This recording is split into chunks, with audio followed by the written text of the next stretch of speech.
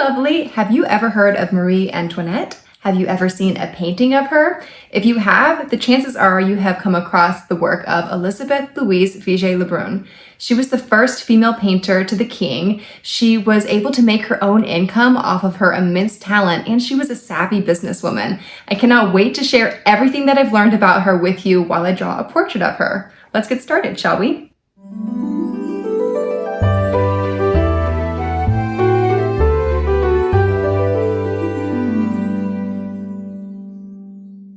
Let's first start with talking about her style. Élisabeth specialized in portraiture that flattered her subjects while still maintaining recognizability.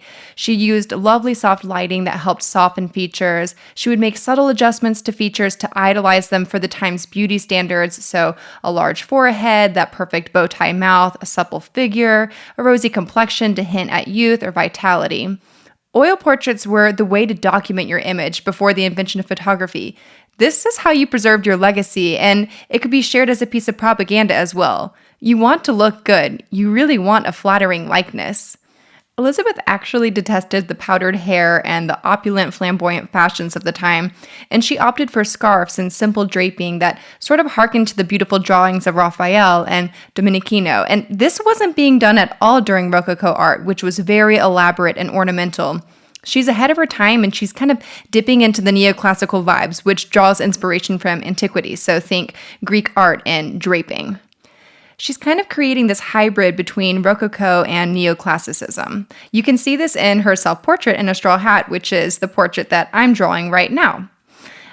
Okay, let's get more into her story now. So Élisabeth, she begins painting at a very young age and is encouraged by her father, who is actually a painter himself. I think this is an interesting theme with female artists. Their fathers are often creatives or supported the arts and education of women. So look at Artemisia Gentileschi or Sofonisba Anguissola. So Élisabeth, she goes to school, and even though she leaves school at 11, which seems so young to us, the fact that she even goes to school at all is impressive because most females are privately tutored or they're not educated at all. If they are educated, they're taught subjects that are deemed appropriate for females at the time, like sewing, singing, basic literature, sometimes art, usually just watercolors and pastels. Oils were kind of reserved for professional male artists. These are skills that would help them find husbands and be good mothers. And sadly, her father dies when she's an adolescent, and she begins to take up portraiture to help pay the bills, and she's bringing income to the family. But when her mother remarries, her stepfather squanders that money, and it's kind of a bad situation. Élisabeth herself is very pretty with shiny brown hair, deep brown eyes, and a rosebud mouth, which is very coveted at that time. Men would actually commission her basically to observe her, and her mother did accompany her at these sittings, and Élisabeth, she had this little trick that if the men were staring at her, she would say, "I'm working on the eyes," and direct their gaze away, which I think is pretty clever. In 1774, at the age of 19, she is elected to the Academy of St. Luke. This gives her career legitimacy because she has an official guild affiliation.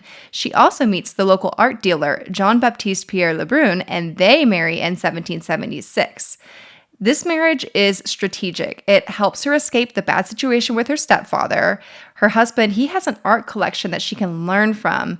They travel the world, and she's able to study the greats, the great artists. And also her husband's clientele is top-notch, so Élisabeth starts to merge his clients into her own clientele. They also have a daughter, Julie. This marriage also has its pitfalls. The big one is that her husband, he has a huge gambling problem, and throughout their marriage, he loses large chunks of her hard-earned money. But Élisabeth now is a sought-after portrait artist amongst high-ranking aristocrats, and a key commission that she gets is of the Duchess de Chartres. I'm probably pronouncing that incorrectly, but let's keep going.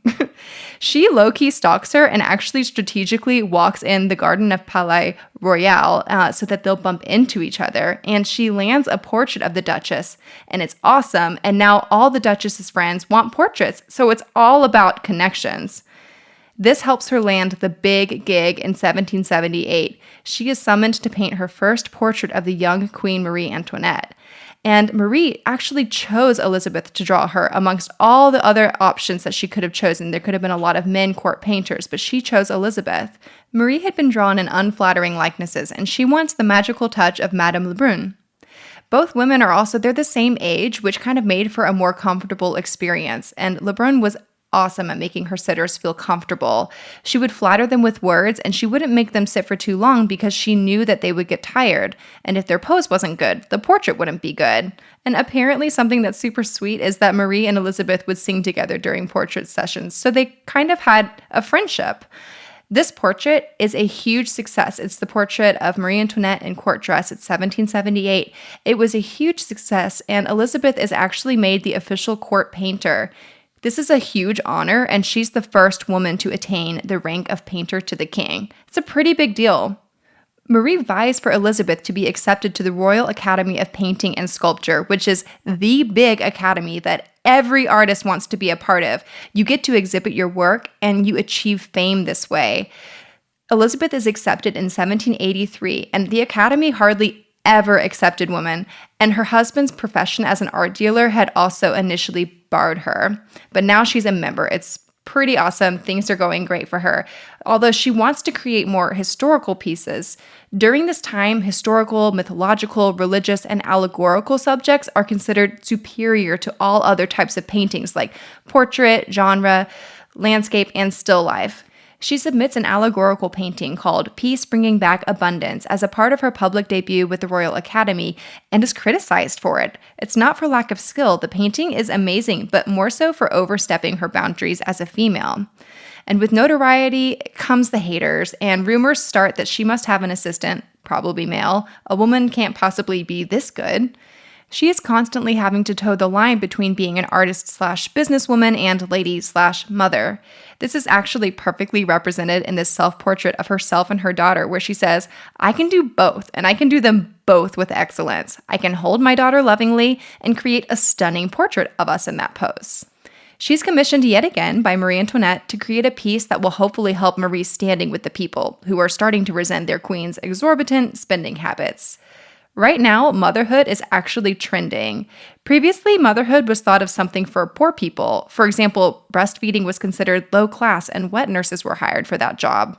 Children were often raised away from their parents, but the idea of motherhood and domesticity is actually starting to trend, and who better to paint Marie than another female, another mother, Elizabeth? In order for Marie to look less like a frivolous big spender, Elizabeth portrays her with her 3 children and an empty crib that represents Marie's recently deceased baby. This is to portray Marie as a mother who is mourning, somebody who's relatable.